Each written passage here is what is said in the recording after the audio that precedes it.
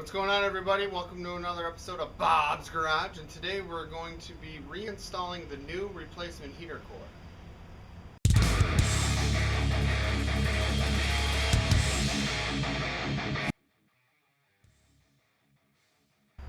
Alright, so Vicky's here. She's going to give me a hand for maybe about 30 minutes or so. So while I got the help, I'm going to reinstall the new heater core into the heater box, and then I want to get the frame, the dash frame, mounted into the car, reinstalled in the car while I got help.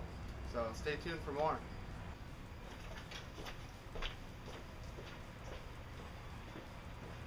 Okay. So we got our replacement heater core from AutoZone. And the trick is to get it in here without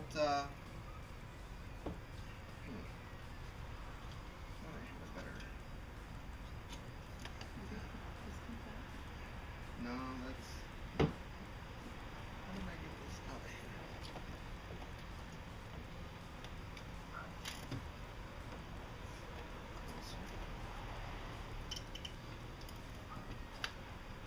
Put your hole in the seat. Okay. Let's see if I can.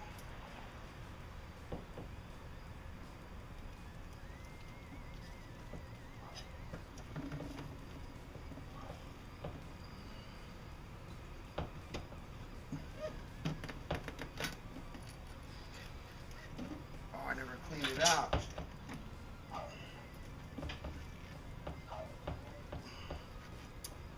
Shoot.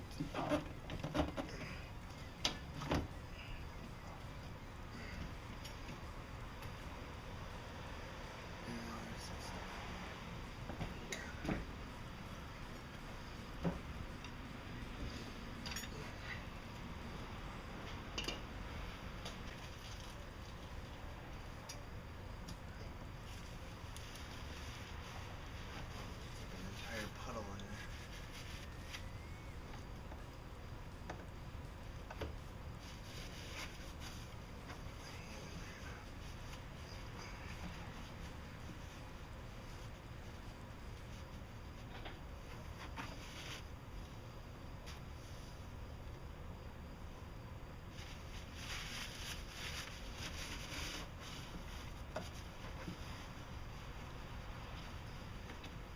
Previous nights I was working on this, I was leaving the garage doors shut because the cicadas were so loud. I wanted to film it.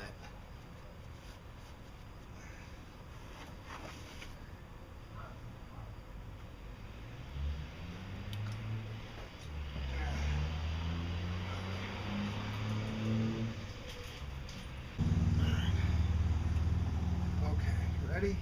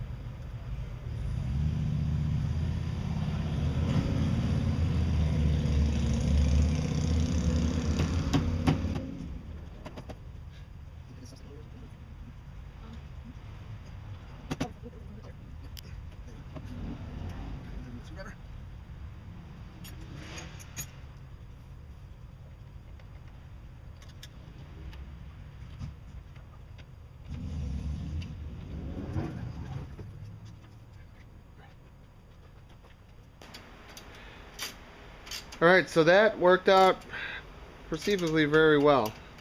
We're getting the core bolted in here, and show you here. So we got the heater box in. We got put this guy in here. Everything's looking pretty good here. I just hope I didn't squish any of these wires down here that I was talking about before. But I think we found a faster way to do this. That worked. That worked really well. All the wires, everything's still good here. The only concern was smushing stuff down in this area, but I think we're okay. So, let me see that.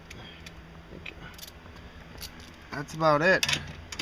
Your core's been replaced. Got the 16 millimeters on, and now we get to try to remember where all these pieces and bits and bolts go. Alright, that's all the help I get. That's it. Just gotta hit the road. What do you think of your first appearance on Bob's Garage? It won't be the last. Alright. You heard it here first. So, she's taking off. We gotta get to work. Okay, so here's where we're currently at. Not too far on the reassembly process yet. But, so I just had a thought, and last time I did this, you know, every time I took out a bolt, I was like writing down where it came from on a piece of paper and setting the bolt on top of the piece of paper. Reassembly went really quick. This time I did not do that. I, for some reason, just thought, well, you know, I've already done this before, so, you know, let's just do it. That may become an issue later, I don't know. So I'm going to talk about it a little bit more later, maybe even in a different episode, but I posted a picture online of my car ripped apart, and I said, hey, you know, I think I found a faster way to do this. And my faster way was to keep the frame bolted to the heater box, and even this piece, the black trim piece, or center piece, was still attached, and I pulled it all out. You know, I thought I was pretty slick and all that. Someone online said, you know, you removed way too much stuff. He said, you know, I can do my jobs in like 2 hours. He's like, really? How do you do that? So I listened to him, you know, waited for him to, you know, post some stuff. And he posted a video from a B5 Volkswagen. And it's similar. I don't know if it exactly correlates to this car or not. But basically what they did was they removed like the center trim and all that, and I'm assuming the trim back here, because the trim pieces that kind of come down sideways here, like those would hit back here. But he says you basically remove your radio, the stuff around it, and I believe what he said was you can essentially just pull out not only like everything that I did, but he also was saying that I believe you can leave the dash pad on here. I don't know if that would work or not. Mainly because the dash pad's going to go all the way up to the window and basically kind of like have a shelf or a covering over the top of your heater core. Maybe it would work. I don't know.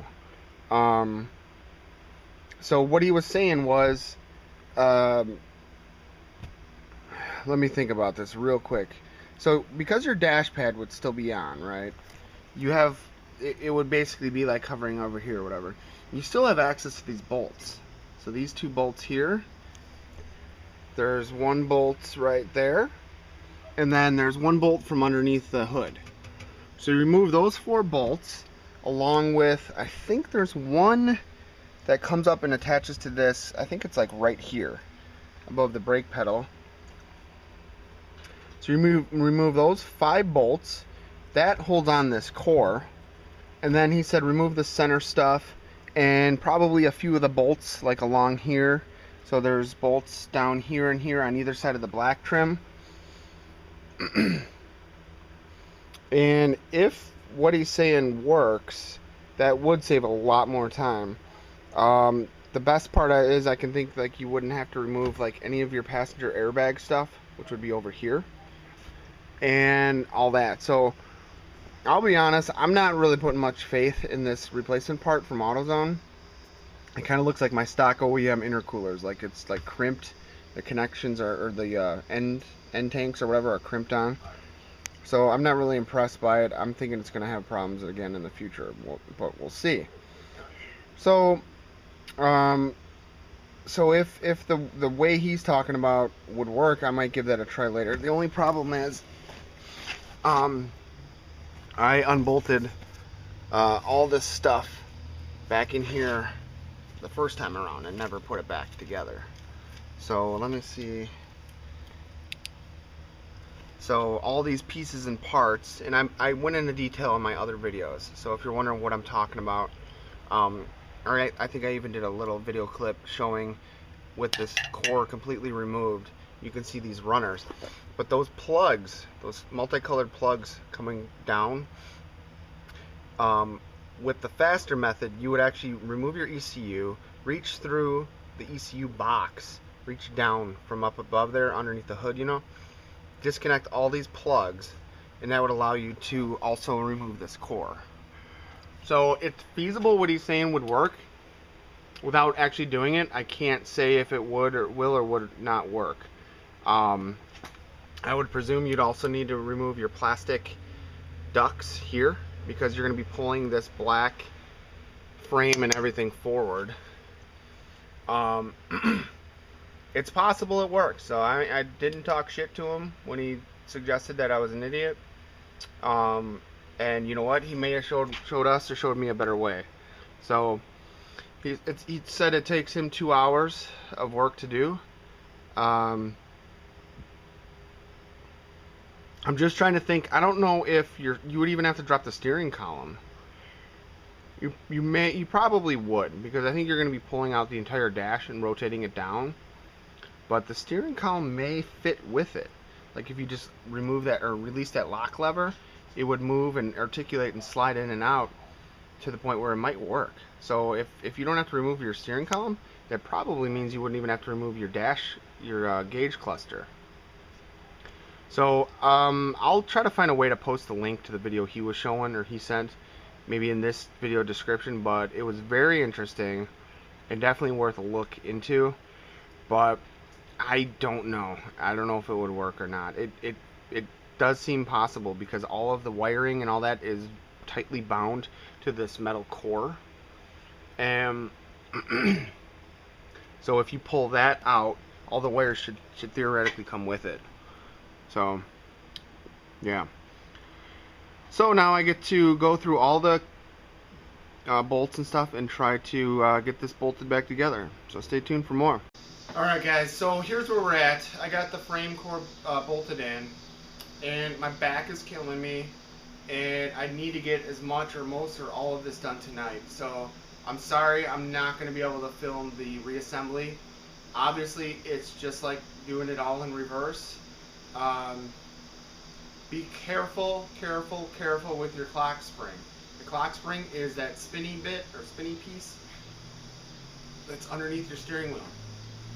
You over rotate that or rotate that more than like 360 degrees or 720 degrees, you're going to break it. If you have a Tiptronic car, that's an over $500 part new from Audi. Good luck trying to find one used. Everyone sells them if you had a stick shift car, but for the Tiptronic cars, you can't just go to AutoZone or whatever and pick one up. So just beware of that. But yeah, so I feel bad that I'm not going to be able to film the reassembly, but guys, I need to get this done. I'm tired. You guys know how detail-oriented I am with some of my videos, that to the point where it's like probably crazy. But, so yeah, let me know if you have any questions or whatever, and we'll check in a little bit later, maybe when I take a break or something. So, see you out there.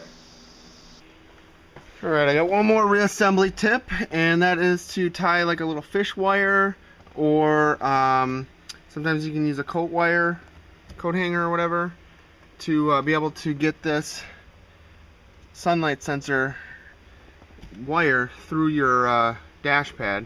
So I just attached a piece of string, and now I'll be able to slide the dash pad back in here, and then I can start doing the center stuff. So slowly but surely. Alright, and I got another note that I just came across. So this is my dash upside down with the center console section still attached to it. This is the way I did it the second time around.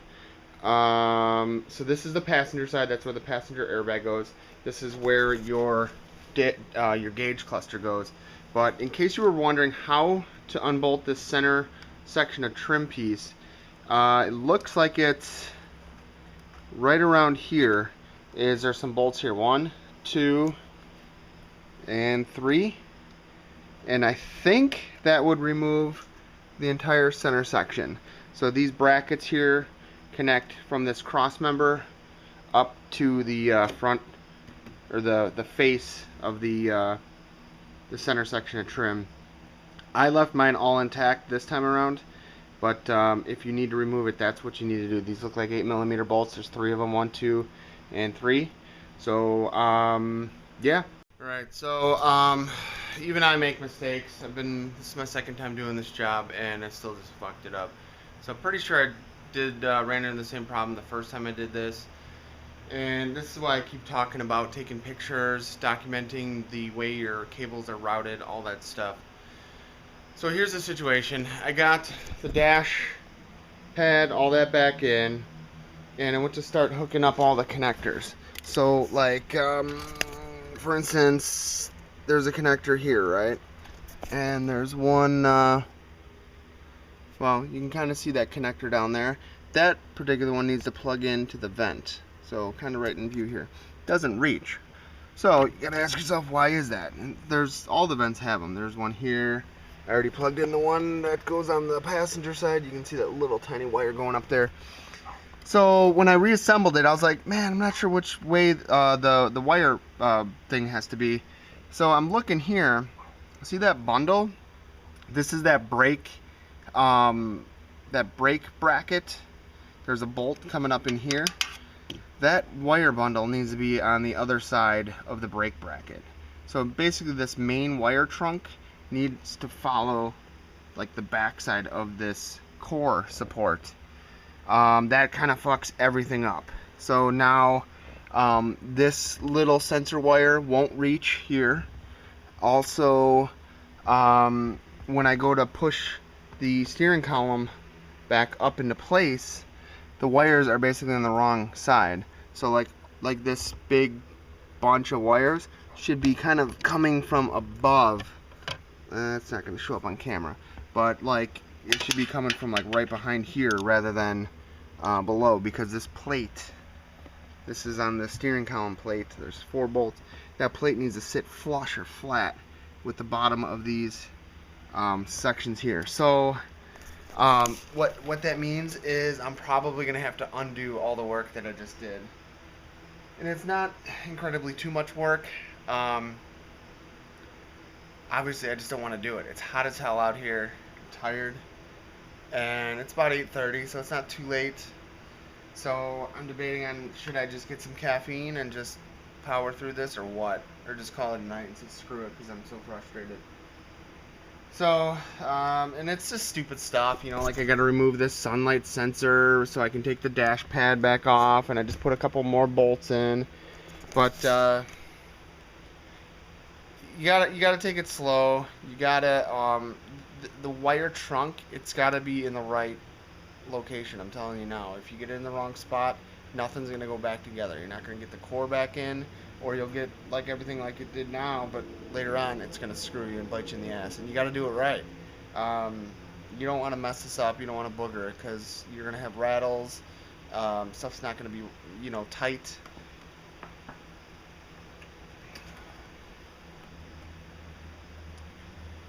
Stay tuned for more. Alright, listen up. So, in regards to your wiring and stuff, your fiber trunk, whatever, your wire trunk, needs to go between this piece and this piece. It needs to go in between here. So if you do disconnect it like I did this time around, make sure you set it up like that.